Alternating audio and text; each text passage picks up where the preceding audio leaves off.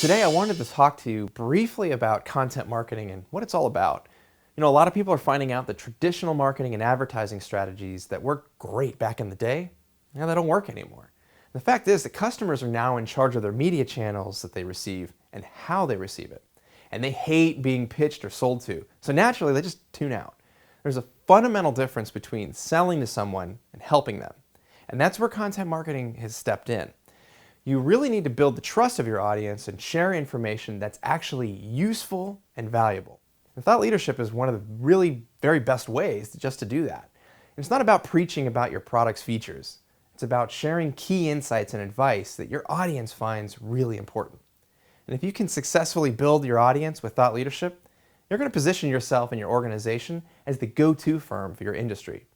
So, for your edification, I present to you my 5 pillars of thought leadership awesomeness. So the first step in developing a thought leadership series is you have to define your goals. Typically, key goals for a successful thought leadership campaign are kind of the following here: creating brand awareness, education, solving problems, and building trust for the long term. Maybe you have a new product line that you're launching that's a response to a need in the market, but your target market doesn't really know too much about that need, or maybe they don't know who you are. So your goal is to educate your audience on the current challenges and how to overcome them by empowering them with actionable knowledge that they can put to use today without even buying your product or service. The next step is to define your audience. It's kind of like fishing. You have to know the kind of fish that you're fishing for so that you can use the right bait. Wrong bait is going to attract the wrong type of fish. So it's the same concept here. You got to focus on a specific target market so that you can identify their challenges and concerns. So discover what insights that you have that they'll find irresistible, to the point that it's a no-brainer that they're going to want to subscribe to your newsletter or blog because they're learning so much from you. Step 3 is to build your online presence. Basically, that means you need to be where your audience is, and that's online.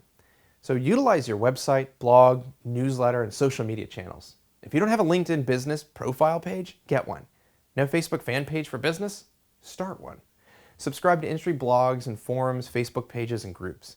When it comes to social media, there's really 500,000 social networks. Okay, maybe there's not really 500,000, but you know what I'm saying? There's a bunch. So my recommendation is to really focus on the ones where your audience is.